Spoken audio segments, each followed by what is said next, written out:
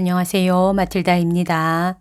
오늘도 이어서 하느님이시요 사람이신 그리스도이시 읽어드리겠습니다. 책과 저자 소개가 궁금하신 분은 동영상 아래를 참고하세요.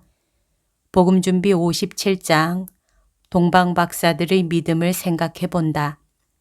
지금부터 시작합니다. 예수께서 말씀하신다. 그러면 이제는 너희 믿음이 죽어가는 것을 느끼는 영혼들아, 이제는 너희들에게 무슨 말을 하랴.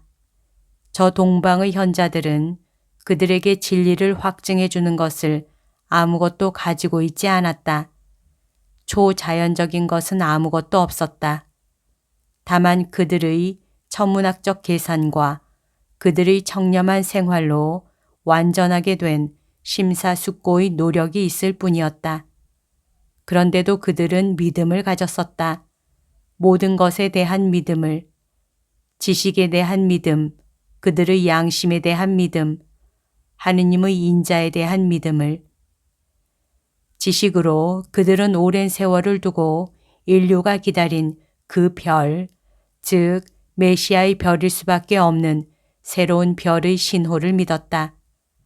양심으로는 하늘의 목소리들을 받아서 그들에게 저 별이 메시아가 오신 것을 가리키는 별이다 하고 말하는 것 같은 목소리를 믿었다. 그들의 착함으로는 하느님께서 그들을 속이지 않으셨을 것이고 또 그들의 의향이 옳았기 때문에 하느님께서 그들이 목적을 달성하도록 어떻게든지 도와주실 것이라고 믿었었다. 그리고 그들은 성공하였다.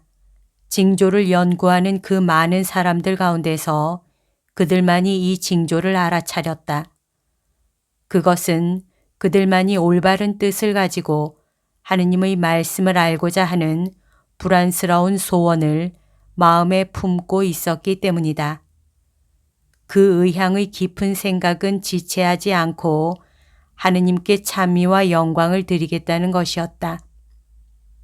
그들은 개인적인 이익을 추구하지 않았다. 그뿐 아니라 그들은 비용과 피로를 미리 알고 떠난다. 그들은 다만 하느님께서 그들을 기억하시고 영원히 구원해 주시기만을 청한다. 마찬가지로 미래를 위하여도 아무런 인간적인 보상도 생각하지 않는다. 이와 같이 그들이 길을 떠나기로 결정할 때 아무런 인간적인 걱정도 하지 않는다. 너희들 같으면 수많은 핑계를 내놓았을 것이다. 말이 서로 다른 나라와 민족들 가운데로 그렇게 먼 여행을 어떻게 할 것인가? 사람들이 내 말을 믿을 것인가? 그렇지 않고 나를 간첩이라고 잡아 가둘 것인가?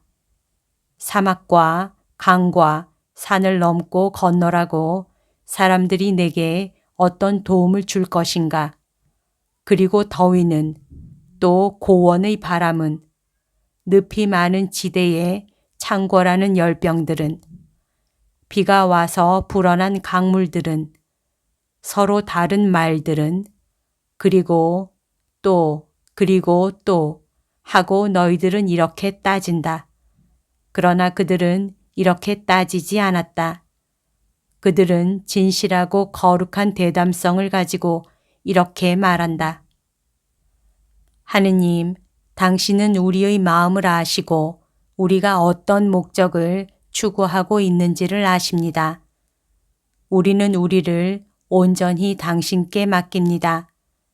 세상을 구원하기 위하여 사람이 되신 당신의 둘째 위에 경배하는 초인간적인 기쁨을 주십시오. 그만하면 됐다. 그래서 그들은 머나먼 인도에서부터 길을 떠난다.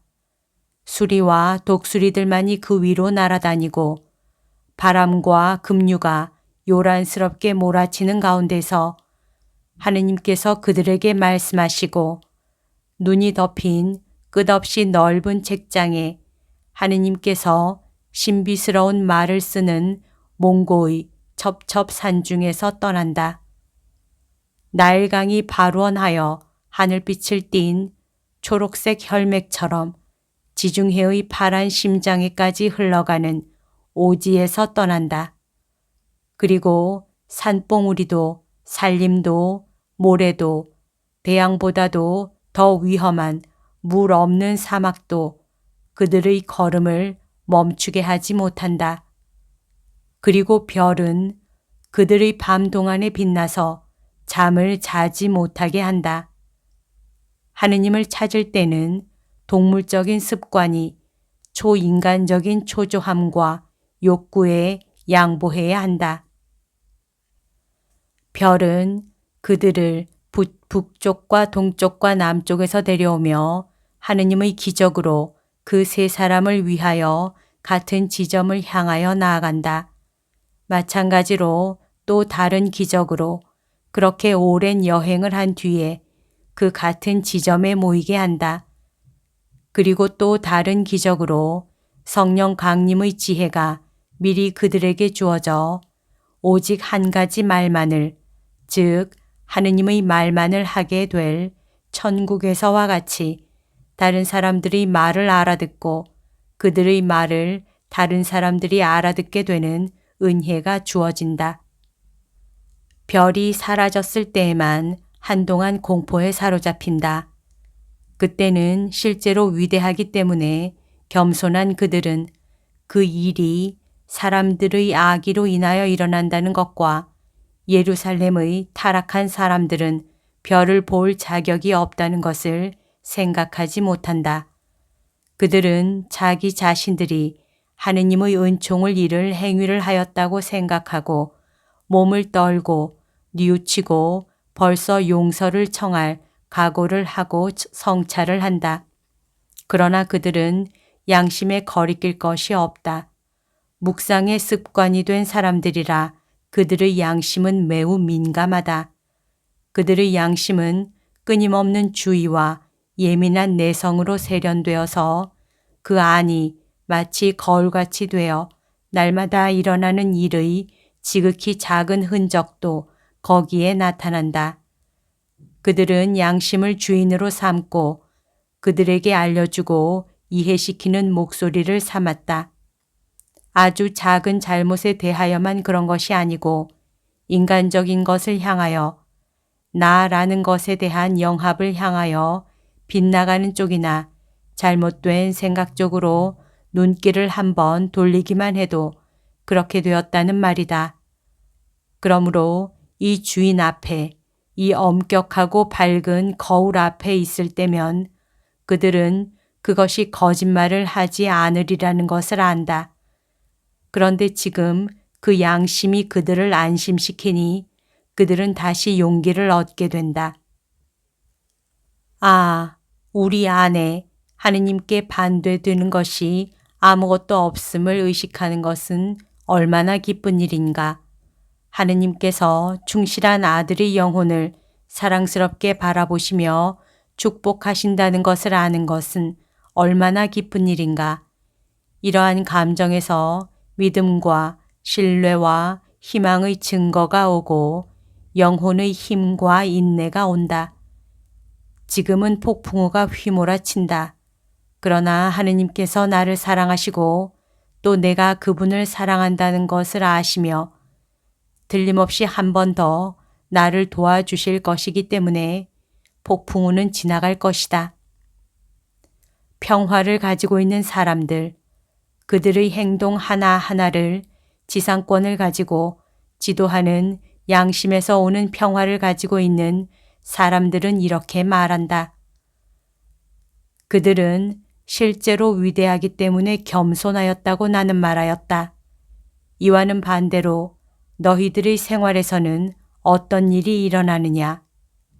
어떤 개인이 위대해서가 아니라 난폭하기 때문에 그리고 그의 영향력과 너희들의 어리석은 맹목적 숭배의 공모로 그의 권력을 얻어낸다.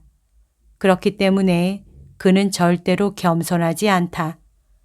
어떤 세력 있는 사람의 우두머리 하인이라든가 어떤 관청의 안내인이라든가 어떤 행정기관의 공무원이라든가 그들에게 자리를 하나 마련해 준 사람에게 달린 사람이라든가 하는 사실 때문에 가엾고도 비열한 사람들이 있다. 그런 사람들은 정말 불쌍하다. 그런데 저 세 현자는 실제로 위대하였다. 우선 그들의 초자연적인 덕행으로 그러하였고 다음에는 지식으로 끝으로는 재물로 그러하였다. 그러나 그들은 자기들을 아무것도 아닌 것으로 생각한다. 미소 한 번으로 세상을 창조하시고 그것들을 씨앗처럼 뿌려서 그 별들의 목걸이로 천사들의 눈을 만족시키시는 지극히 높으신 하느님에 비하면 자기들은 땅의 먼지에 앉은 먼지라고 생각하는 것이다. 그들은 자기들이 사는 유성을 창조하신 지극히 높으신 하느님에 비하면 아무것도 아니라고 생각한다.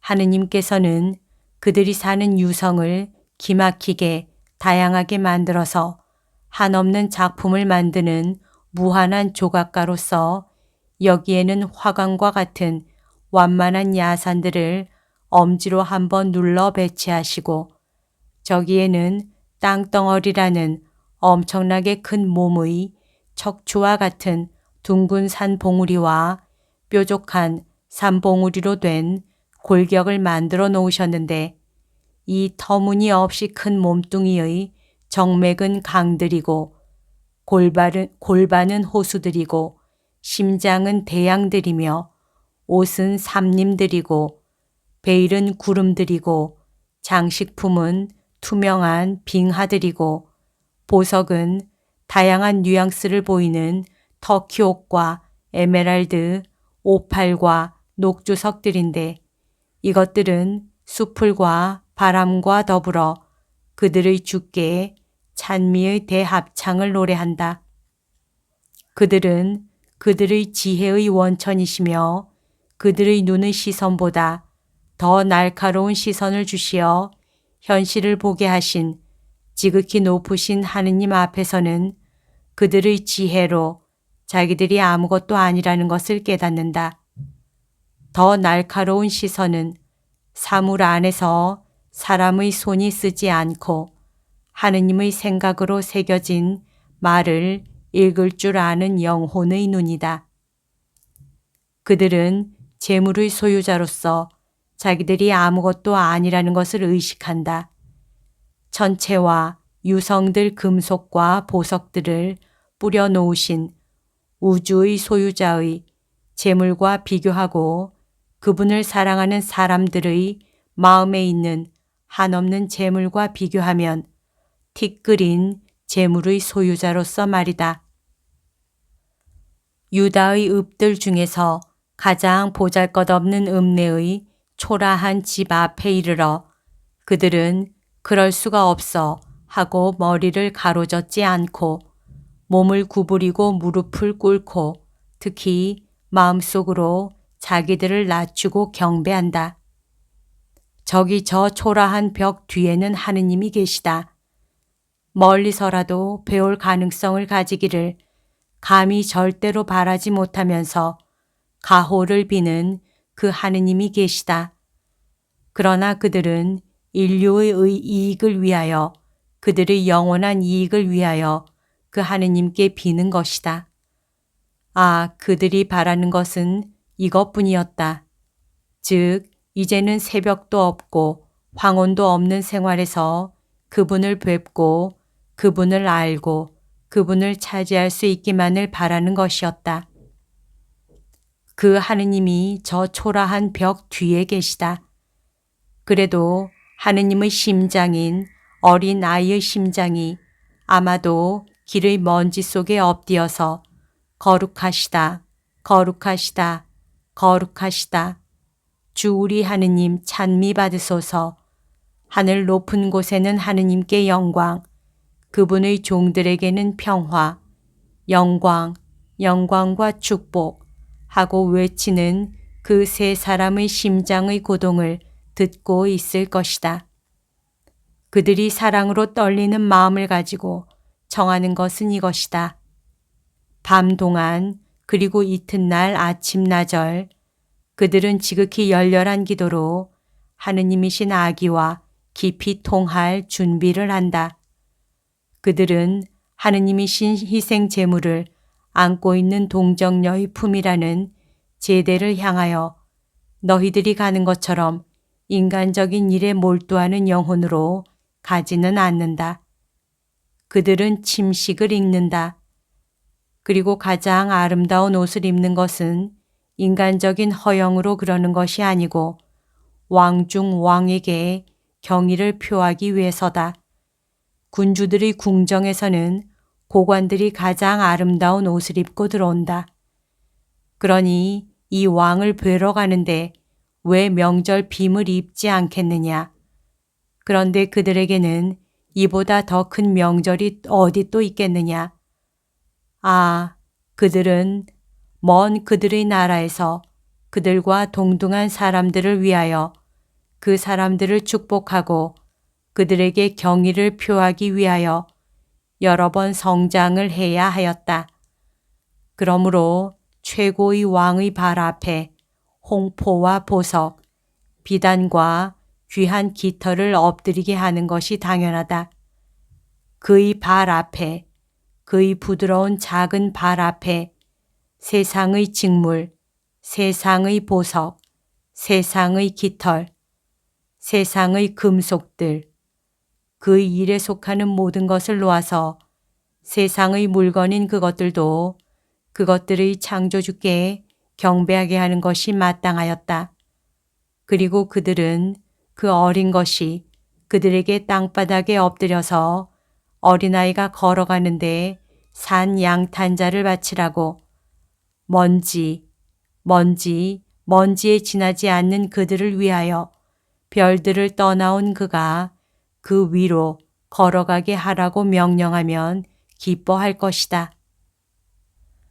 그들은 겸손하고 너그럽고 지극히 높은 이의 목소리에 순종한다. 그 목소리는 갓난 왕에게 선물을 가져가라고 명한다. 그들 자신이 선물을 가지고 온다. 그들은 그분은 부유하시니까 아무것도 필요하지 않다. 하느님이시니 돌아가시지도 않을 것이다. 하고 말하지 않는다. 그들은 순종한다. 그래서 그들이 구세주의 가난을 구제하는 처음 사람들이 된다. 내일이면 도망자가 될 그들에게 이 금은 얼마나 유익하겠느냐. 멀지 않아 사형을 당하게 될 그에게 이 모략은 얼마나 의미심장한 것이겠느냐. 그의 무한한 순결 주위에서 끓어오르는 사람들의 음탕의 역한 냄새를 맡아야 할 그에게는 이 유향이 얼마나 경건한 것이겠느냐. 그들은 겸손하고 너그럽고 순종하고 서로 존경한다. 덕행들은 언제나 다른 덕행들을 낳는다. 하느님께 보내지는 덕행들 다음에는 이웃에게 보내지는 덕행들이 여기 있다. 존경이 사랑이 되는 것이다. 제일 연세 많은 분에게 모든 사람을 대표하여 말하고 주님의 입맞춤을 제일 먼저 받고 손을 잡아 인도하는 권리가 보류된다. 다른 사람들은 주님을 또 볼 수 있을 것이다. 그러나 그는 연세가 높아서 그러지를 못할 것이다. 그가 하느님께로 돌아갈 날이 매우 가까웠다. 그는 이 그리스도를 참혹한 죽음 후에 볼 것이고 그리스도가 하늘로 올라갈 때 구원받은 사람들과 같이 따라갈 것이다. 그러나 이 세상에서는 그리스도를 다시 보지 못할 것이다. 그래서 벌써 주름이 잡힌 그의 손에 내맡기는 작은 손의 온기가 노자로 그에게 남아있는 것이다. 다른 사람들에게는 아무런 셈도 없고 오히려 나이 많은 현자에 대한 존경이 더 커진다. 그는 자기들보다 더 공로를 세웠고 더 오랫동안 공로를 세웠다. 하느님인 아기는 그것을 안다. 아버지의 말씀은 아직 들리지 않는다. 그러나 아기의 행동이 말이다. 나이 많은 이를 제일 좋아하는 것으로 나타내는 아기의 순진한 말이 찬양받기를. 그러나 내 자녀들아, 이 환상에서 나타나는 두 가지 다른 교훈이 있다. 자기 자리에 있을 줄 아는 요셉의 태도이다. 순결과 성덕의 수호자와 보호자로 거기 있다. 그러나 권리를 부당하게 가로채지 않는다. 경의를 받고 말을 듣는 것은 그의 예수와 더불어 마리아이다. 요셉은 마리아를 위하여 그것을 기뻐하고 자기가 중요하지 않은 인물이 되는 것을 상관하지 않는다. 요셉은 의인이다. 둘도 없는 의인이다. 그리고 항상 이 시간에도 올바르다. 축제 분위기로 흥분하지 않는다. 그는 여전히 겸손하고 의롭다. 요셉은 선물들을 다행스러워한다. 자기를 위해서가 아니라 이 선물들을 가지고 아내와 아기에게 더 안락한 생활을 마련해 줄 수 있으리라고 생각하는 것이다. 요셉에게는 재물에 대한 욕심이 없다. 그는 노동자이니 일을 계속할 것이다. 그러나 그의 두 사랑은 유족과 안락을 좀 누려야 한다. 요셉도 동방 박사들도 그 선물이 도망하는 데나 망령 생활하는 데 쓸 것이며 망명지에서 그리고 또 그들의 고향으로 돌아올 때 바람에 흩어지는 구름처럼 흩어지리라는 것을 모른다. 그때는 그들이 단골과 가구 따위 모든 것을 잃었을 것이고 그곳에서 하느님이 동정녀와 결합하여 사람이 되셨기 때문에 그분께 의하여 보호된 그들의 집의 벽돌 밖에는 발견하지 못할 것이다. 하느님의 보호자이고 하느님의 어머니이며 지극히 높으신 분의 정배인 여자의 보호자인 요셉이 하느님의 저 신하들이 말에 오르는 것을 도와주기까지 겸손하다. 사람들의 폭력으로 인하여 다윗의 상속인들이 왕의 소유지를 빼앗겼기 때문에 그는 보잘것없는 목수가 되었다. 그러나 그는 여전히 왕족이고 왕다운 태도를 보인다. 그는 참으로 위대하였기 때문에 겸손하였다는 말은 그의 경우를 두고도 말한 것이다. 기분 좋고 의미심장한 마지막 교훈은 이렇다. 마리아가 아직 강복할 줄을 모르는 예수의 손을 붙잡고 거룩한 손짓을 인도한다는 것이다. 예수의 손을 붙잡아 인도하는 것은 언제나 마리아이다. 지금도 아직 그렇다. 이제는 예수가 강복할 줄을 안다. 그러나 때로는 강복을 해야 소용이 없기 때문에 꿰뚫린 그의 손이 지치고 낙담해서 떨어진다. 너희들이 내 축복을 망쳐버리는 것이다. 그때는 마리아가 이 손에 입맞추면서 그 노여움을 억제한다. 아, 내 어머니의 입맞춤. 그 입맞춤에 저항할 사람이 누구냐? 그런 다음 아주 거역 못할 사랑을 가지고 그 가냘픈 손가락으로 내 손목을 잡고 강복하라고 강요한다. 나는 어머니를 물리칠 수는 없다. 그러나 내 어머니를 너희들의 변호인으로 만들려면 내 어머니를 통해야 한다. 마리아는 너희들의 모후이기 전에 내 모후이며 너희들에 대한 그의 사랑은 내 사랑조차도 알지 못하는 관용을 가지고 있다. 그리고 말없이 구슬 같은 눈물을 흘리며 내 십자가를 상기시키고 공중의 십자 성호를 긋게 하면서 너희들의 사정을 변호하고 나를 설득시킨다. 너는 구세주이니 구하여라 하고. 내 자녀들아, 이것이 동방 박사들의 광경을 보여주는 환상에 들어있는 믿음의 기쁜 소식이다. 너희들의 이익을 위하여 묵상하고 본받아라. 1944년 3월 3일 금요일 예수께서 말씀하신다. 이것만을 써라. 며칠 전에 너는 성지를 참배하고자 하는 내 소원이 이루어지는 것을 보지 못하고 죽어간다고 말하였지. 너는 그 성지를 보고 있다. 그것도 내가 내 현존으로 그것을 거룩하게 한 그때 그대로의 성지를 보고 있다. 증오나 사랑으로 20세기 동안을 남용하고 난 지금은 그때의 모습이 없어졌다. 그러므로 지금 너는 성지를 보고 있지만 팔레스티나에 가는 사람은 성지를 보지 못한다. 그러니까 슬퍼하지 말아라. 둘째 사항.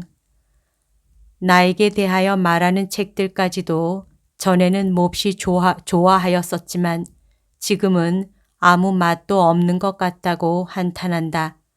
이것도 내가 처해 있는 상황에서 오는 것이다.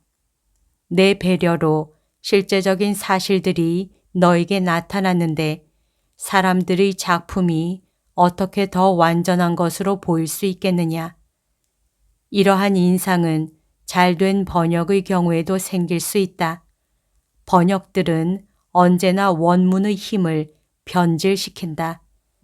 사람들의 기술은 장소에 대해서나 사실과 감정에 대해서나 번역이다.